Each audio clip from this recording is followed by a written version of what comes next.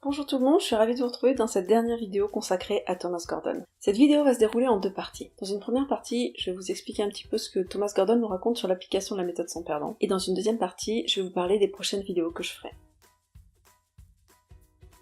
La première chose que Thomas Gordon nous dit sur l'application de la méthode sans perdant, c'est que plus l'enfant est âgé, et plus la méthode sans perdant est difficile à mettre en œuvre. Plus l'enfant est âgé, plus il a intégré la méthode gagnant-perdant. Du coup, il est parasité par cette vision des choses, et il ne voit qu'un gagnant et un perdant. Et en fait, je dis l'enfant âgé, mais franchement, moi, en tant qu'adulte qui ne connaissait que la méthode gagnant-perdant, ça a été très compliqué pour moi au début de passer à la méthode sans perdant, parce que ça va pas du tout de soi. Si votre enfant n'a pas envie de passer à la méthode sans perdant, il ne faut pas hésiter à pratiquer l'écoute active. Thomas Gordon dit que parfois, on ne trouve pas de résolution au conflit.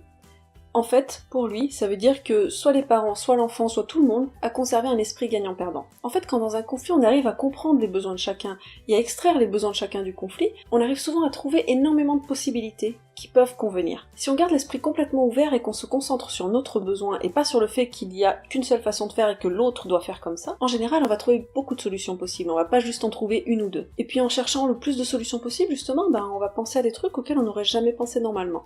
Parce qu'on se concentre sur le besoin, et non pas sur le « tu dois faire ça ». Thomas Gordon met en garde les parents, qui vont avoir du mal à convaincre un enfant réticent à passer à la méthode sans perdant, et qui une fois la méthode sans perdant mise en place, abandonnent parce qu'ils n'arrivent pas à trouver assez de solutions, et impose par la force. En fait, dans ce cas-là, l'enfant, il va être encore plus méfiant, et il va encore plus refuser d'essayer la méthode sans perdant la fois d'après. Alors en même temps, franchement, c'est une sacrée pression. Parce que moi, j'ai la chance que mes enfants soient pas âgés, donc c'est vrai que franchement, des fois, on se plante sur la méthode sans perdant. C'est quelque chose qu'on s'est pas du tout appliqué à la base avec mon mari, et du coup, les premières fois, c'est pas facile, et on revient facilement dans les anciens travers. Plus on applique la méthode sans perdant, et plus on a des facilités à l'appliquer, mais c'est vrai que les premières fois, c'est pas forcément évident, et on est vachement tenté de se dire, de toute façon, on n'a pas réussi, donc je vais t'imposer. J'ai cette chance d'avoir eu droit à l'erreur, et franchement, je l'ai fait plusieurs fois. Mais quand Thomas Gordon dit, attention, après ils ne voudront plus, il ne faut surtout pas revenir à la méthode autoritaire, je me demande comment j'aurais fait si mes enfants étaient plus âgés. Je pense que je leur aurais expliqué que c'est quelque chose que je veux sincèrement mettre en place, et que j'ai encore du mal, mais que j'aimerais qu'on essaye encore. Parfois, l'enfant ne respecte pas sa part du contrat. Alors ça arrive, et ça peut même arriver que l'adulte ne respecte pas sa part du contrat. Au lieu de se tendre, de se cristalliser, de mettre la pression, on reste dans cet état d'esprit méthode sans perdant. Il ne faut pas hésiter à exprimer en message-jeu la déception qu'on peut avoir, la colère qu'on peut avoir face à l'enfant qui ne tient pas ses engagements, mais on reste ouvert à ce que dit l'enfant. On n'est pas là pour lui dire tu es mauvais, on est là pour lui dire voilà, je suis déçu, moi je m'attendais à ça, et on écoute ce qu'il dit parce que lui peut-être que très sincèrement il a oublié, peut-être que très sincèrement c'est pas forcément facile pour lui non plus de passer à une méthode différente. On essaie de revenir sur les besoins et on n'hésite pas à voir ce qui a pu clocher. Est-ce qu'on avait pris des engagements trop difficiles à respecter?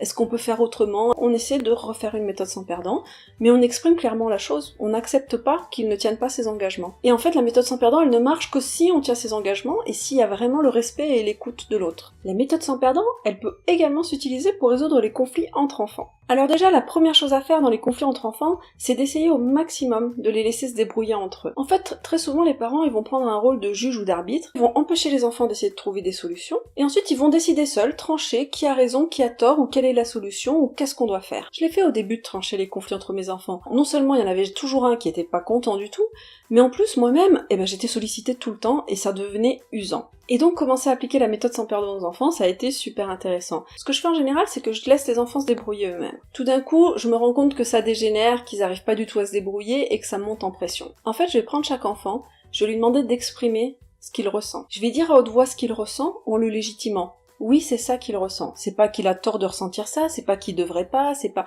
Ok, voilà ce que ressent cette personne, voilà ce que ressent l'autre personne, expliquez à tout le monde comment se sent chacun. Et ensuite leur demander quel est leur besoin, et leur demander si c'est possible d'essayer de voir quelque chose où tout le monde serait bien. Et à ce moment-là, on les laisse chercher entre eux. Alors moi, des fois, mes enfants trouvent des solutions qui me paraissent très injustes, mais elles leur conviennent profondément à tous les deux. Je les laisse faire. En fait, petit à petit, ce sera à eux de se rendre compte si ça leur paraît juste ou non, et s'ils sont bien avec ça, pourquoi c'est moi qui leur dirais non. Et franchement, ça a été très contre-intuitif pour moi, mais je pense que c'est la meilleure façon de leur apprendre à gérer leurs conflits eux-mêmes. Dans l'application de la méthode sans perdant, ce qui est intéressant aussi, c'est que les parents n'ont pas à faire front commun contre leurs enfants. En fait, le front commun, c'est un peu comme si on voulait avoir plus de poids, asseoir son autorité, papa, maman sont d'accord, donc c'est comme ça. En réalité, la méthode sans perdant, en fait, c'est une communication à tous. Chacun exprime son besoin. Il y a le besoin du père, il y a le besoin de la mère, il y a le besoin de chaque enfant. Et en fait, ce qui est intéressant quand il y a des accords, c'est justement de montrer à l'enfant qu'il peut y avoir des accords entre papa et maman, mais qu'on respecte le point de vue de l'autre. C'est pas « non, tu as tort, tu devrais faire que les enfants fassent comme ça », c'est « ok, toi tu ressens ça et ton besoin c'est ça, je l'accepte, moi je ressens ça et mon besoin c'est ça. Et en fait c'est là qu'on va vraiment donner la clé aux enfants. C'est vraiment en communiquant sainement avec notre conjoint qu'on va leur montrer comment on crée des relations saines. Et là, c'est pas forcément l'équilibre du couple à la base. Et c'est là qu'on apprend vraiment beaucoup de choses avec cette éducation bienveillante, avec cette manière de communiquer. Puisque cette manière de communiquer, c'est avec nos enfants, mais c'est aussi avec tout le monde. Parfois, malgré qu'on utilise la méthode sans perdant de la meilleure façon, l'enfant refuse de prendre en compte le besoin du parent. Dans ces cas-là, Thomas Gordon nous invite à nous poser deux genres de questions. La première question, c'est est-ce que c'est un besoin pour le bien-être du parent ? Ou est-ce que c'est un besoin de contrôle de l'enfant ? Pour en savoir un peu plus, se pose la question de savoir pourquoi on n'accepte pas ce comportement, le pourquoi de cette zone d'acceptation. En fait, Thomas Gordon, il dit que beaucoup d'études ont montré que les parents qui ont une petite zone d'acceptation sont des parents qui ne s'acceptent pas eux-mêmes. Et en fait, pour ces parents qui ne s'acceptent pas eux-mêmes, l'image que renvoient leurs enfants est très importante. Parce qu'elle renvoie une image d'eux comme parents. Ils veulent paraître de bons parents, en montrant des enfants qui réussissent à l'école, qui sont sages, qui sont propres, qui écoutent. Mais l'enfant est une personne libre et il a ses besoins. Et quand votre zone d'acceptation est trop petite, il ne faut pas hésiter à se poser la question « est-ce que je m'accepte moi-même ?» et à travailler sur une meilleure acceptation de soi-même. Thomas Gordon va jusqu'à écrire que la relation avec le conjoint prime à la relation avec les enfants. En gros, moi ce que j'ai compris de ça, c'est qu'une personne épanouie, en fait, elle va pas mettre tout le poids de sa réussite ou de son image sur ses enfants. En fait, elle aura ses amis, elle aura son conjoint, elle aura ses loisirs, elle aura sa vie, et elle sera pas tout le temps à essayer de contrôler ses enfants. Du coup, pour moi, c'est pas forcément qu'il y a une chose qui doit primer sur l'autre. En gros, plus vous serez épanoui en train de vivre votre vie, et moins vous serez dans une recherche de contrôle de votre enfant. Alors c'est là-dessus qu'on va laisser Thomas Gordon, et que je vais vous parler de mes prochaines vidéos. Le thème de l'éducation m'intéresse énormément, mais en fait j'ai l'impression que pour que Thomas Gordon prenne du sens, et ben en fait il y a un travail psychologique à faire sur soi. Et en fait si j'arrive de mieux en mieux à appliquer les principes de Thomas Gordon, c'est parce qu'il y a d'abord eu un travail sur moi. En fait à la base, si les émotions de mes enfants me mettaient mal à l'aise, c'est parce que mes émotions me mettaient mal à l'aise. J'avais l'impression que la colère, la tristesse, la peur, il fallait les chasser de ma vie, que c'était des mauvaises choses qui me rendaient malheureuse. Et du coup, j'avais aussi l'impression que ces émotions chez mes enfants, il fallait les chasser de leur vie, que ça nous rendait malheureux. Et en fait, à partir du moment où je sais pas gérer ma colère, je sais pas gérer ma tristesse et je sais pas gérer ma peur, comment voulez-vous que j'apprenne à mon enfant à gérer ces émotions-là ? C'est pas possible. Avant d'apprendre à mes enfants à le faire, j'ai dû apprendre moi-même. J'ai lu et appris énormément de choses. J'ai appris énormément sur moi-même, et c'est des choses que j'aimerais éventuellement partager avec vous. Et en fait, éduquer mes enfants, c'est pas toute ma vie. Je suis pas juste une maman.